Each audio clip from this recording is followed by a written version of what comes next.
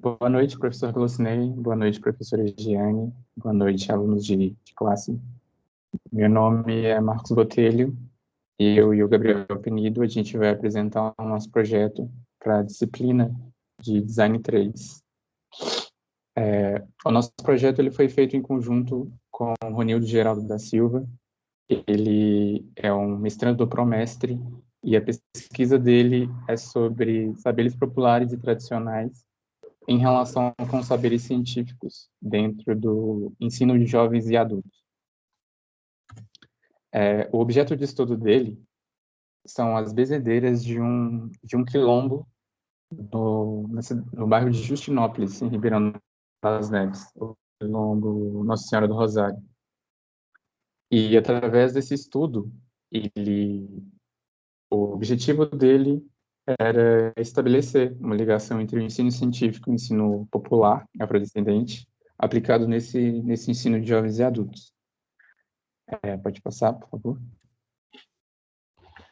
Sobre o contexto desse cenário e as nossas pesquisas sobre o contexto dessa pesquisa, voltou para a gente alguns aspectos que a gente levou em consideração para a elaboração desse projeto, que é a relação comunitária entre esse quilombo, entre as benzedeiras, com a comunidade de Justinópolis, e como isso se dá na relação pedagógica do ensino de jovens e adultos. Pode passar. E um ponto relevante também acerca desse contexto é o público-alvo do nosso projeto, que são as pessoas que estão nesse contexto de ensino de jovens e adultos, que são pessoas que já têm uma vivência e já têm uma carga de conhecimento adquirido na vida, e isso foi de fundamental importância para a gente decidir alguns aspectos do nosso projeto. E também a relação entre aluno e professor e como se dá essa dinâmica dentro de sala de aula. Pode passar. Baseado nisso, a gente chegou na segunda etapa dos aspectos ergonômicos do nosso produto. Inicialmente, a gente tinha a ideia de fazer um produto impresso ou que pudesse ser manuseado dentro de sala de aula, ou um produto como recurso a ser tratado em sala de aula mesmo.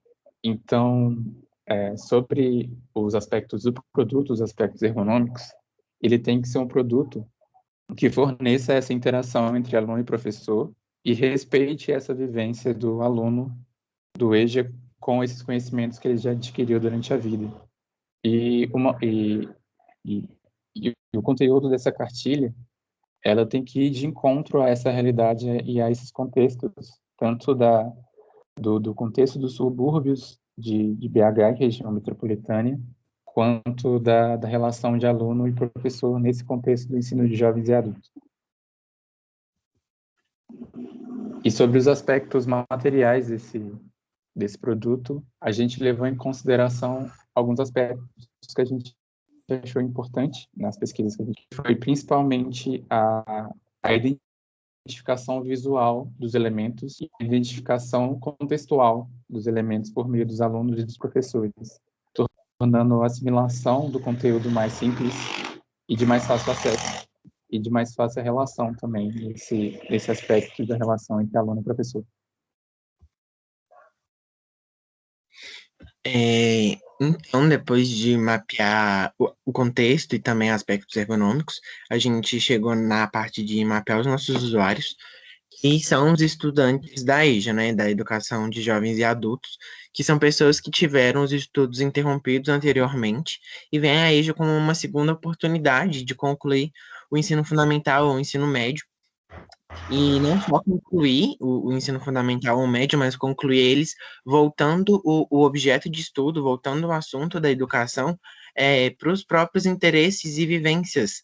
E isso é algo que o Marcos já comentou antes, que os alunos da EJA são pessoas que já têm uma carga de conhecimento prévio, anterior, pelas vivências, por serem pessoas mais velhas. Então, a EJA é uma oportunidade de concluir os estudos, trazendo o objeto de debate, assim, para coisas que são do cotidiano dessas pessoas, para coisas que são do interesse. É, Ainda no contexto dos alunos da EJA, são pessoas normalmente de classes sociais menos favorecidas, seja social, geográfico ou financeiramente, que tiveram os estudos incompletos anteriormente, por serem excluídos de políticas públicas sociais. Normalmente eram jovens que não concluíram os estudos por terem obrigações e responsabilidades que normalmente são consideradas da fase adulta da vida, como trabalhar, cuidar da casa, cuidar de filhos e de irmãos, né, sustentar o ambiente familiar. Pessoas que estavam procurando por melhores oportunidades de vida e emprego, e com isso acabaram interrompendo os estudos antes. É importante falar que essa pesquisa sobre o usuário a gente fez através de estudos acadêmicos sobre estudantes da EJA.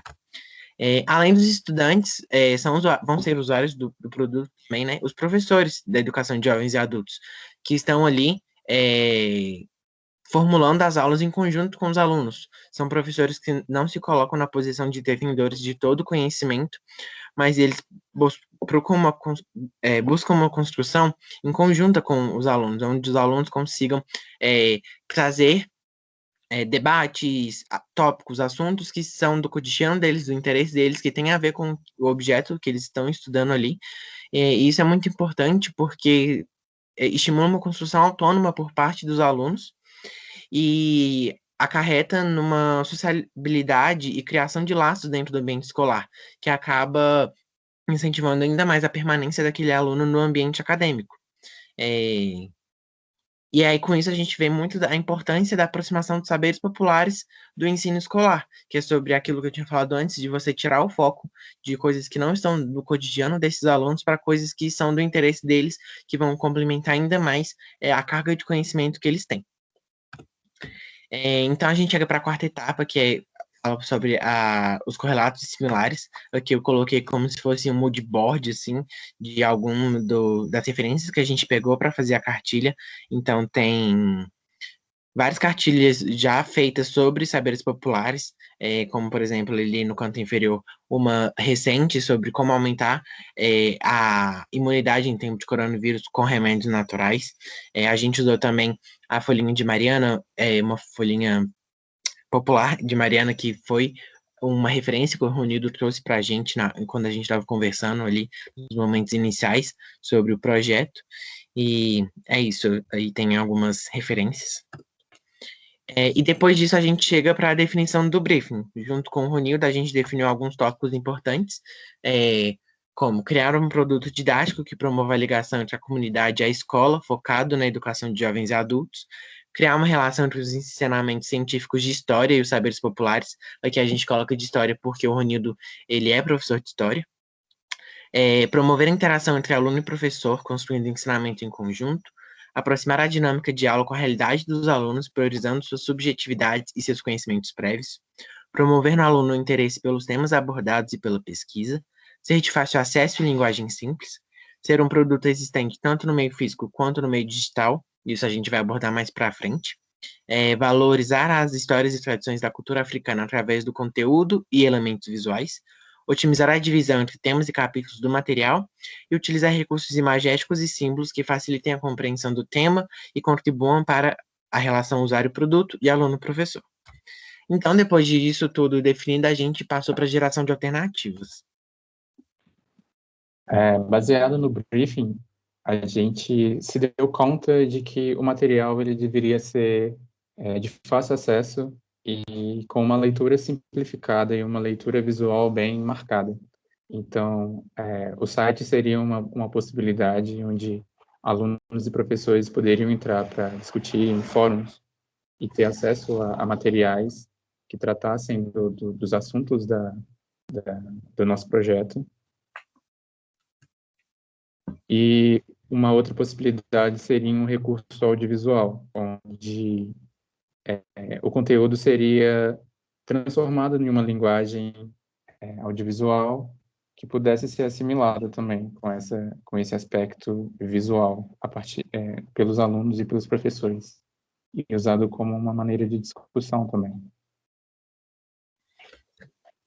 Aqui a gente tem uma geração à mão de alternativa, mas de uma cartilha impressa, uma cartilha física, e aí eu coloquei algumas observações sobre elementos gráficos e também de conteúdo que seriam importantes estar inclusos na cartilha, como tipografia, fotos, que a ideia era também trazer colagens para identidade visual assim da cartilha, principalmente nas capas e nas entradas dos capítulos. E aí tem aí algumas observações. A partir dessa geração, a gente decidiu pela cartilha, junto com o Ronildo, e a partir dessa escolha, a gente partiu para a realização da identidade visual. A gente partiu do pressuposto toda a nossa pesquisa sobre culturas afro-brasileiras e, os temas tratados nos quilombos e na escola, né, no ensino no EJA de uma forma geral, sobre assuntos relacionados a isso. E a gente escolheu essa fonte, a Focalipse, por se tratar de uma fonte com dois aspectos importantes para a gente, que é trazer essa coisa manual, essa coisa do feito à mão mesmo, e vai de encontro também à característica que a gente quer no nosso projeto do saber tradicional. Então, ela traz essa coisa do artesanal, do ancestral. E a paleta de cores a gente também se inspirou nas culturas e nas culturas afro-brasileiras, que são cores com a paleta primária, assim, e cores bem vivas. E aí a gente fez uma geração de alternativa ao lado do que seria um esboço dessa cartilha. Aqui foi uma outra geração digital, pegando aquela ideia de fazer colagens para a identidade visual da cartilha. Então aqui a gente tem uma capa com uma colagem para a capa, né?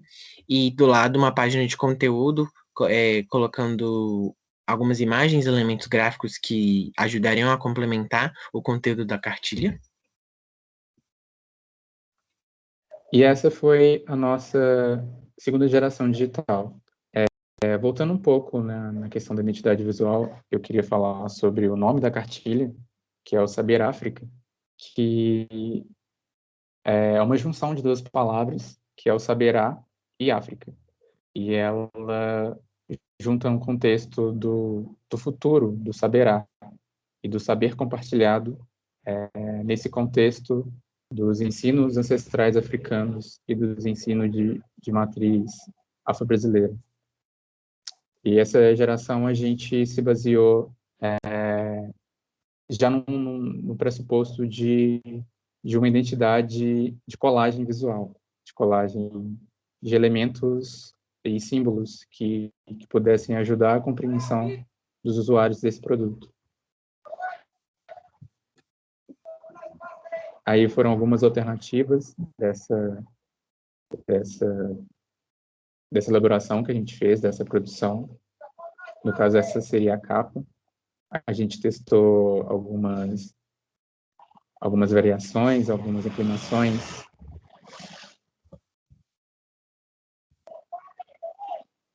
E aqui foi uma geração de alternativa para as páginas de conteúdo da cartilha, e aqui pegando como se fosse um livro aberto, uma cartilha manual, né, uma cartilha impressa, e aqui seria 2 páginas, e aqui a gente consegue ver isso melhor pelo mockup, mas a ideia era trazer imagens recortadas para compor a identidade visual da cartilha junto com o texto.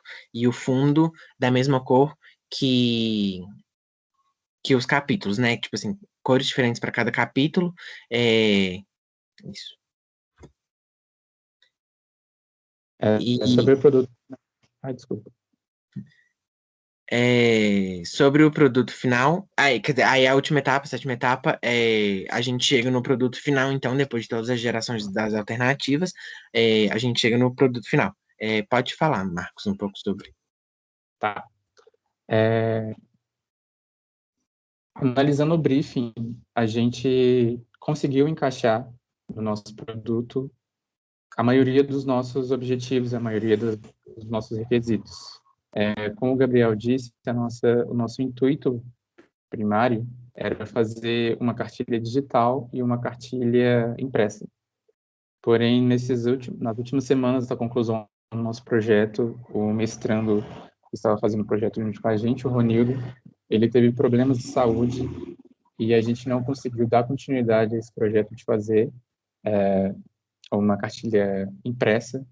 Então, a gente optou somente pela digital.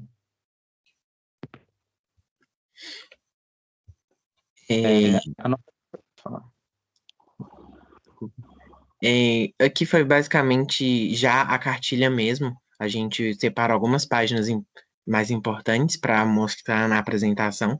Então, aqui a gente tem bem o inicinho da cartilha com a capa, a ficha técnica e o sumário, que são as 3 primeiras páginas assim do PDF. E aqui a gente já parte para as páginas de fato da cartilha. E aí a gente tem de um lado a entrada do capítulo e do outro a primeira página com o conteúdo do capítulo. E aqui são só essas 2 primeiras páginas mesmo de cada capítulo. Aqui sobre o capítulo de saberes tradicionais e saberes científicos. Que são o capítulo de conhecimento pela oralidade, também no mesmo esquema de só a entrada do capítulo e a primeira página de conteúdo. Aqui o capítulo sobre o Congado. E, por último, os capítulos sobre as benzedeiras.